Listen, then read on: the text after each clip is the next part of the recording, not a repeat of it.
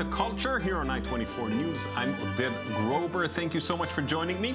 Today on our show, we'll talk to artist Alma Itzhaki about her new exhibition. International models at the Tel-Aviv Fashion Week. And a new streaming service offers Broadway shows in your living room. Alma Itzhaki won the Jaffa Port Prize for a new young artist in 2014. Now she's showing new works at the Tel-Aviv Museum in an exhibition titled Judea Navalis, featuring scenes of daily life from South Tel Aviv, where she resides. I'm very happy to have Alma here in the studio. Thanks for coming in, Alma. Thanks for having me. So, the show features, as we said, scenes of daily life in South Tel Aviv, which usually includes immigrant workers, refugee seekers. Those are the topics that you deal with, am I right? Yes, among others, yes. Okay.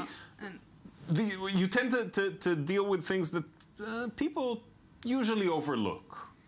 Yes, well, it's fine. People usually overlook it, but when you live in South Tel Aviv and in Jaffa, it's, for me at least, it's very apparent. Mm-hmm. And also, you know, I think I'm drawn to people that are really, for different reasons, just on the street. You know, like immigrant workers, the street swiper, or homeless people. And one of the reasons is that they're, as you say, they're like transparent, overlooked, but they're also very exposed to the gaze, to everyone. They're just, you know, there's something exposed and vulnerable about living in this way, and this is something I find intriguing. Yeah. You've been called a social painter. How do you feel with that definition? Well, you know, I don't call myself that. It's, I wouldn't call myself that, but it's something that surprised me. It's the subject, these themes.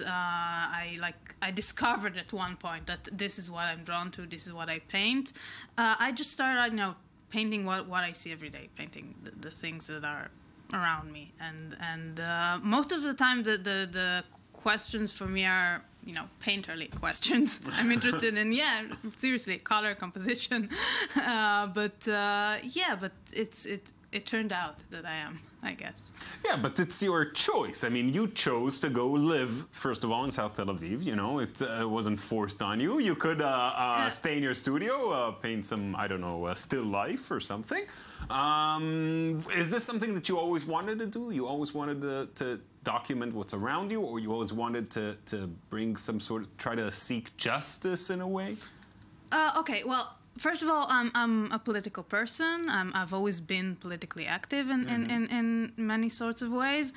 And also, yeah, I believe in art that speaks about reality, and shows the world, and not just, you know, go into fantasy. But it's not that I always wanted to document things. I don't think myself as documentary. It actually started out of a decision to not use photography as a reference point, as a tool in my painting. You paint from memory, from imagination? Yes, yes. Okay. I paint from memory, from imagination, from study. I go and study something and then bring it back to the studio. Yeah, and it was at the beginning just a technical decision that it wasn't working for me, painting from photography. But then, you know, it really forced me to focus on what's, you know, around me, on my environment, and then I started this process of really looking, documenting. So how does it work? You take a stroll, I don't know, you walk the dog in the morning or run out to get some milk, you see something, and then you run to the studio and sketch it, or you let it sit with you? How does it work? Well, sort of like that, yeah. Sometimes I see something and it catches my eye, and yeah, then I go back to the studio and I try to recreate it from memory. But, you know, it's mostly like recreation and reimagining. It's not that, because what I remember is just usually a very small detail. You know, you don't remember. It's a feeling. It's a feeling. It's an impression. It's a gesture, and then it's really trying to recreate it. And it's kind of a long process. Each painting is a long process of really building the composition, building the image from sketches and up to the oil painting. Now, this new exhibition came with a nice catalog, and we noticed that one of the people who wrote in the catalog is Merchav Yeshurun, a poet.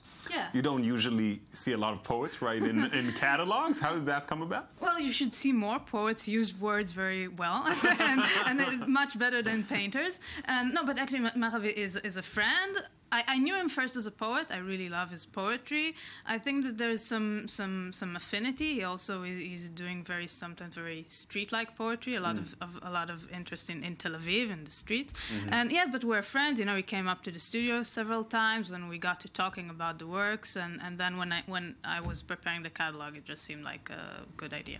Yeah, it certainly works well with it. You know, you're relatively young artists. You won the prize, as we said, the Jaffa Port Prize 2014. How did that affect your I don't know, your progress as an artist? What impact did it have on your life, on your work? Well, okay. I feel very lucky to have won the prize, but so far the impact was the exhibition at the Tel Aviv Museum. I've been working on it for a long time, almost 2 years, and you know the exhibition just opened, so it's I'm waiting to see. Still waiting. I'm still waiting to see. Yes.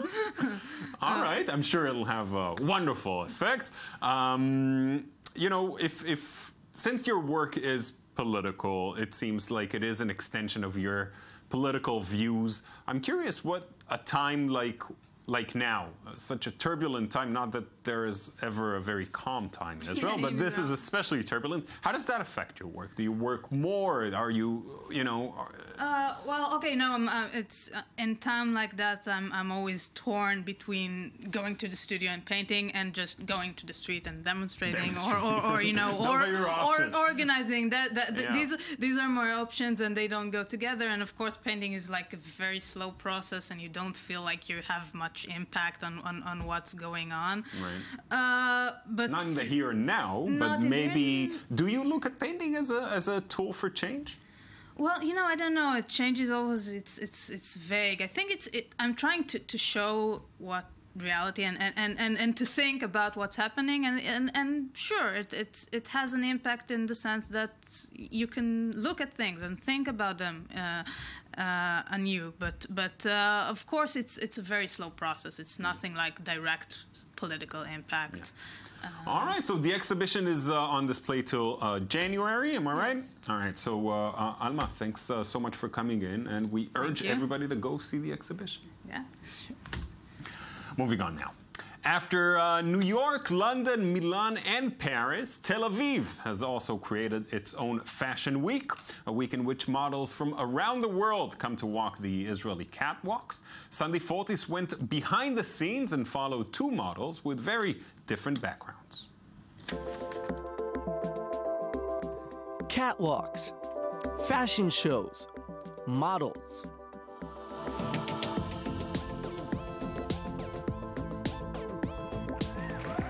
Tel Aviv Fashion Week drew big crowds last week. More than 30 designers unveiled their collections during 22 fashion shows that attracted over 24,000 people. Spectators included 100 international journalists and no less than 15 of the top buyers from around the world. It was a success for the organizers, who refused to cancel the event despite the period of strong tension in the country. Elena landed during the security crisis in Israel. Since her arrival, several attacks were perpetrated in Israel, but the question didn't seem to worry her. Well, the situation is always a little bit intense, but Tel Aviv, it's like a little small ball that you don't feel anything. Whatever goes around comes around. I feel safe here. Elena from Russia has been doing photo shoots, fitting, and fashion weeks for over 14 years. The model even worked for Giorgio Armani. Today she's part of an Israeli model agency which brings together top models of different nationalities. MC Squared, like her, they come from different countries for this fashion week.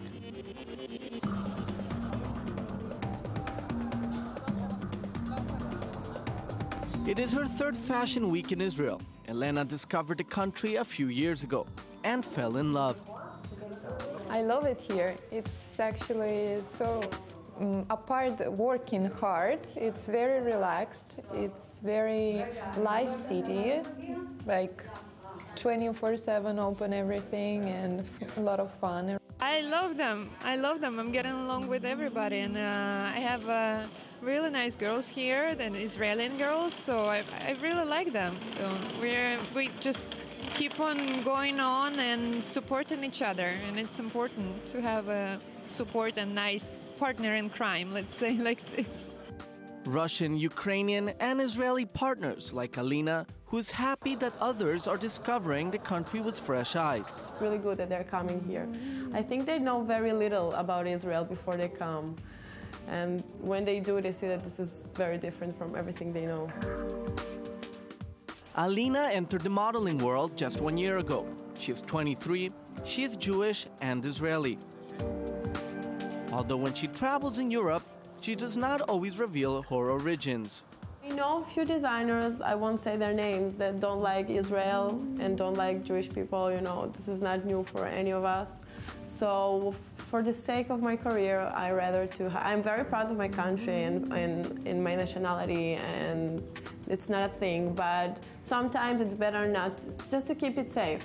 Not to, if they ask me, I always say I'm from Israel, but if they don't ask and they think that I'm from Russia because my name is Russian and I look pretty Russian, so I just keep it that way. That's the price we have to pay. You know, it's been like that for forever. It's not new, it's not gonna end soon. The Tel Aviv Fashion Week took place without incident. Under security, guards at the entrance, bags were checked. But once inside, tensions melt away.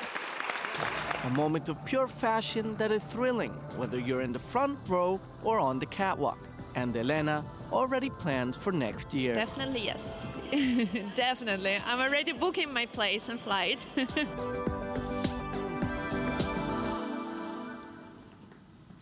In a moment, we'll tell you how you can watch Broadway shows without getting off your couch. But first, here's our cultural recommendation for today.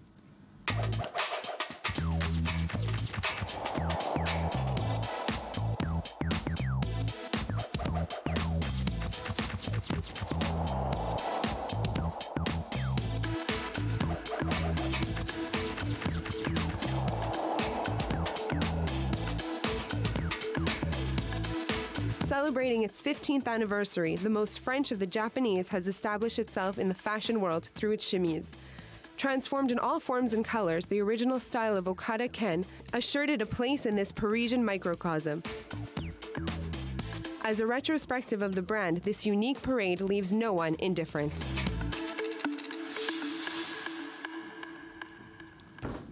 And now Lauren Izzo is already here in the studio. Hey, Lauren. Hello. Go ahead, take it away. You tell. Okay, so here we go. So as you said earlier, there's now a way that you can watch Broadway without leaving your couch. I already like it, except Me for too. the Broadway part. You don't like Broadway? No, I like Broadway, but we'll get to that. So, I mean, as you know, it's very nice for solutions to things so you don't have to leave your couch. So, Stuart F. Lane and Bonnie Comley, they're a married couple who are Tony Award-winning producers on Broadway. They have come up with a solution to allowing yourselves to watch Broadway without leaving your house. It's called Broadway HD. It's sort of a Netflix-inspired way of going to the theater without going to the theater. What do you think this is going to do to Broadway? Well, this is the thing, I mean, the whole idea of Broadway is being able to go to the theater, exactly. to sit in the seats, to smell the theater, to see the this lights. one-time thing. Of course, to hold the program in your hand. It's a very, do you know what I mean? It's a you have to be there to experience it. That's why I don't know how I feel about this, because on the one hand, it takes the Broadway out of the show. Right. And on the other, you know, if you'll stream it again, it'll look the same. It's not the same as going to the theater. Well, what they're saying about it is that it's not really supposed to replace Broadway. It's supposed to give people an opportunity to be inspired to go see the theater. So we have a clip of director Don Roy King speaking about what it's going to do to Broadway. Let's see what he has to say. When we first started this project, I wasn't sure that it could translate. Performances were a little too large. They were designed for the back row, and so in a close-up it was a little off-putting. So when we first started, I thought, I'm not sure the theatrical work can translate to television, even high-definition television. But I was wrong. So it is a valid theatrical experience. Not the same, but valid. What it will do is expand the audience. And that means not only in numbers, not only geographically, but in age groups, and allow the magic of Broadway, magic of theater, to be exposed to the world in a way that it never has before. He does make some valid points. Right, and as he says, I mean, it's really going to be able to expand the audience and allow people who are not in New York City, who are not anywhere near a theater, to be able to experience it. And another cool thing about it is it allows you to see the performance from angles where there are no seats in the audience. You know, the cameras really capture it from really interesting angles, and you're able to see things you can't see from inside the theater. Exactly. Only on a stage. Right. Thanks, Lauren. Thank you so much. That's it from us. Please join us again tomorrow for another edition of Culture. Bye.